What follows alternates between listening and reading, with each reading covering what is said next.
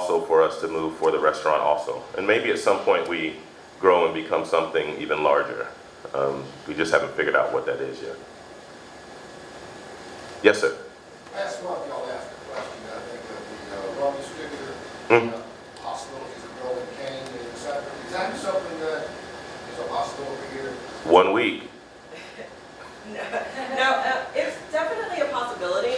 The thing is with Richland Rum, who was a presenter at 1 Million Cups last month, is they actually have their own farm where they grow their own cane. We grow cane on our farm, and then we're also connected to Sapelo, which is working to revive the purple ribbon sugar cane. So they haven't had a conversation with either farm, either the folks on Sapelo or Gillard Farms, about growing for them. I think they're really focusing in on dialing in their cane growing operation in Richland. And they mentioned the microclimates, the different types of rum. Right.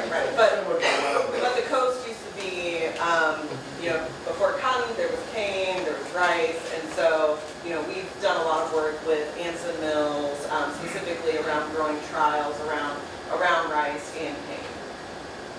Maybe we could go the next step around. We could. That's a possibility. I mean, I think that's one of the things Javon and I have consistently tried to get everyone to understand in Brunswick, that we're in a very interesting place. We're zone 9A so far as growing goes, so we're as subtropical as you can possibly get for the state. We have one of the longest growing seasons ever, 10 months. Our two hottest months are what? July and August. That's really our winter, more so than us really having a true winter here. So this area can grow, and always has. I mean, from a historical context, the original 13 colonies and all the things that were brought to this area, yes, we can grow here. We can grow like no other here. The thing is dialing into the soil to actually grow, because we're on a silty, sandy loam that does not hold a lot of nutrients. And once you get the nutrients in the ground, you got to figure out a way for the holding capacity. The flip to it is if we were in clay country, right, that red clay, it's hard to dig through that, and then the nutrients just sit in a very specific zone.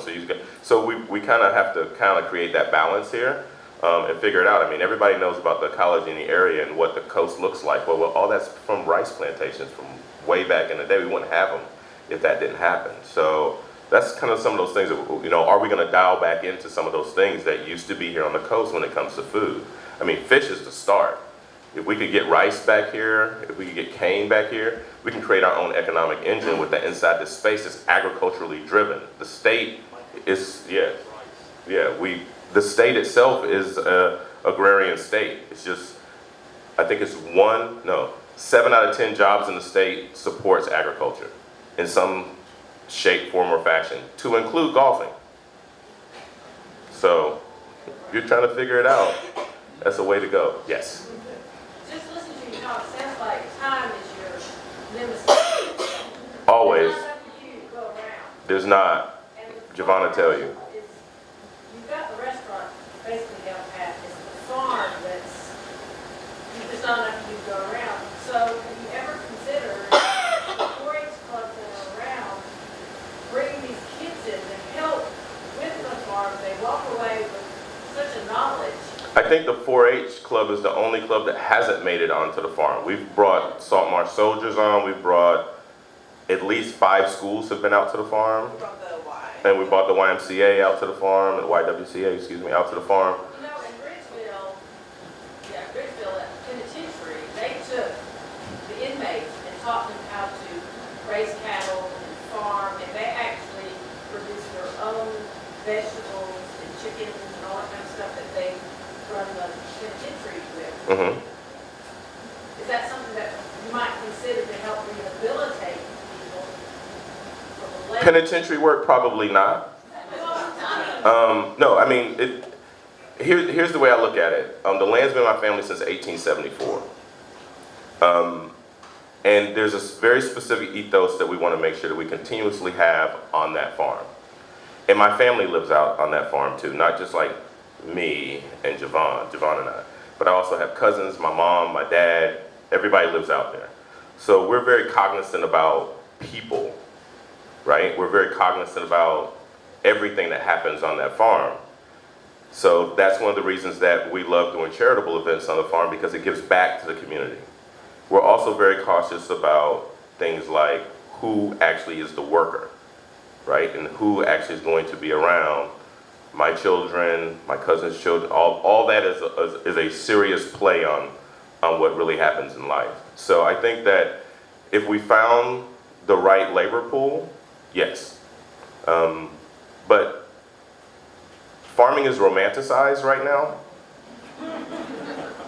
but it's real work. Like when I say I'm up at 5, we have consistently had apprentices that have come in that want to farm, but then realize that the heat here, for lack of better words, is hella hot, right? And we're talking in October, where people are like, it's 85 degrees out and it's only 10 o'clock in the morning. Yes, so getting people to really understand what it takes to do things agriculturally in this type of climate, it's been romanticized. It's a lot of hard work.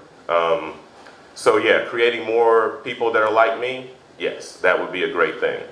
Where that comes from, Javon and I haven't quite dialed into, but we will continue to put it out there. I mean, we've put things out on woofing, we've put things out on a couple of the agroecology sites and things like that. What always happens is we get a lot of people that we have brought to Brunswick, that we've put out on that farm, that have been like, I've never seen bugs like this before. I mean, that's the reality of like farming. And for those of you that come from farming communities, you all know that it's work. And when people aren't used to mosquitoes and no-see-ums and ants, we have, right now I think we have 25 varieties of ants on our farm.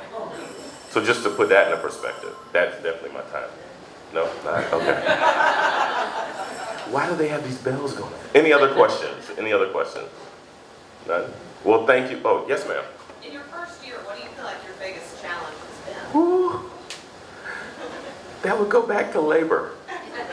I think our biggest challenge has always been labor. I have a very specific work ethic. Javon has a very specific work ethic.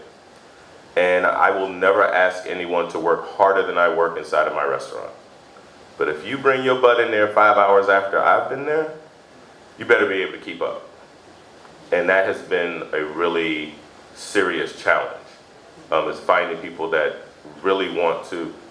Cooking is romanticized also, right? Because of all the things that are out there. But until you get in that kitchen, until you literally have to realize that, oh, I'm not cooking right now, chef, I'm actually rolling silverware.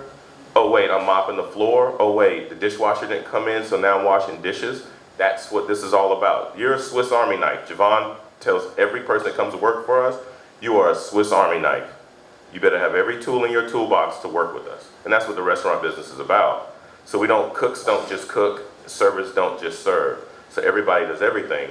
And that's really, really hard to find anywhere, in any city. I mean, Dave can tell you, I'm sure Susan can tell you, and anybody that's ever worked in a restaurant that's in this room will tell you that that's what the industry is about. So I would say labor is probably, and has always been, our biggest challenge.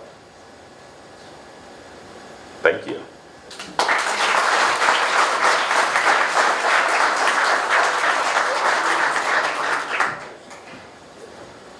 I think he left out the part as to whose house does he show up at Thanksgiving to eat warm red velvet cake that's right out of the oven. I'm just saying. 3 years in a row. 3 years in a row. Red velvet cake ever. All right, so now I think next month, I'm just randomly going to call on one of you all to come up and present. I think this worked out very good. Thank you, Matthew. Thank you, David. We really appreciate it. Please come back. Please bring a friend. Spread the word. If you want to present, know a presenter. If you want to do one of those historical cases, let us know. We're all here. We'll be back here next month, September 7th. And so far we have Type Bird Creative, which is a graphic design firm here in town. We're going to have a second presenter. But thank you all. You all have a safe travel. Thank you very much.